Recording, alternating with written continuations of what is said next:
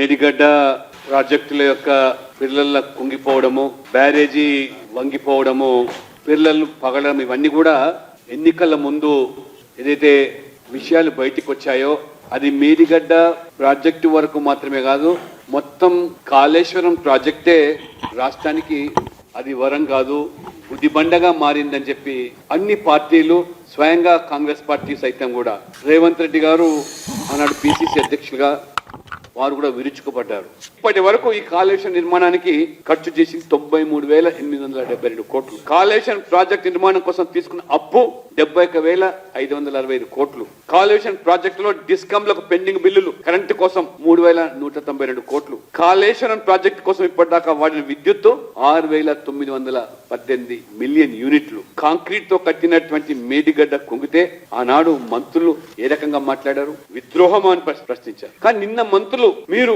ఏదైతే గుంపుగా వెళ్లి అఖిల పక్షాన్ని విస్మరించి, ఎందుకు ఇవాళ ముఖ్యమంత్రి రేవంత్ రెడ్డి గారు ఇంత పెద్ద అవినీతి కుంభకోణానికి సంబంధించిన కాళేశ్వరం ప్రాజెక్టు విషయంలో దానిని ఇవాళ చిన్నదిగా చూసే ప్రయత్నం జరుగుతుందా అనేటువంటి అనుమానాలు వ్యక్తమవుతాయి. పిసిసి అధ్యక్షులుగా రేవంత్ రెడ్డి గారు సిబిఐ ఎంక్వైరీ డిమాండ్ చేసిన మీరు ఇవాళ సిబిఐ ఎంక్వైరీ ఊసి ఎందుకు ఎత్తడం లేదు? సిబిఐ ప్రస్తావన ఎందుకు తీసుకురావడం లేదు? అఖిల పక్షం అన్నటువంటి మీరు ఇవాళ ఎందుకు మీ మంత్రుల వరకే దీన్ని పరిమితం చేస్తా ఉన్నారు?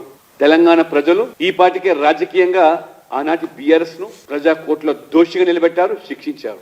అధికారంలో ప్రభుత్వం కాంగ్రెస్ పార్టీ బాధ్యత మీది. వాళ్ళ ఆ తిన్న సొమ్మును కక్కించడానికి చర్యలు తీసుకోవాల్సింది పోయి మేము విచారణ జరుపుతాం, పూర్తి స్థాయి దర్యాప్తులు జరుపుతాం అంటే ఇది చూడబోతే ఈ బీఆర్ఎస్ కాంగ్రెస్ ప్రజల యొక్క కళ్ళలో ఇవాళ దుమ్ము పోసేటట్టుగా ఇది కనబడుతూ ఉన్నది. ఇది బీఆర్ఎస్ ను రాజకీయంగా లొంగ తీసుకోవడానికా లేదా ప్రజాధనాన్ని ఏదైతే దుర్వినియోగం జరిగిందో దాన్ని కక్కించడానిక స్పష్టం చేయాల్సిన అవసరం ఉంది. ఇవాళ ఏదైతే డ్యామ్ సేఫ్టీ అథారిటీ పూర్తి వివరాలు అందించి పూర్తి స్థాయి దర్యాప్తు కూడా ఎందుకు ఇంతవరకు చర్యలు తీసుకోలేదు? ఇప్పటికైనా వెంటనే ప్రభుత్వం సిబిఐ ఎంక్వైరీకి డిమాండ్ చేయాల్సిన అవసరం ఉన్నది. సిబిఐ ఎంక్వైరీ విచారణ జరపాల్సిన అవసరం ఉంది. తెలంగాణ ప్రజల సొమ్మును దోచుకున్నటువంటి ఆ యొక్క ప్రభుత్వము, పార్టీ, దానికి వత్తాసు పలికిన అధికారుల మీద మీరు చర్యలు తీసుకోకపోతే ఖచ్చితంగా ప్రజలు మిమ్మల్ని కూడా దోషులుగానే పరిగణిస్తారని చెప్పి కూడా నేను ఈ కాంగ్రెస్ పార్టీని కూడా హెచ్చరిస్తాను.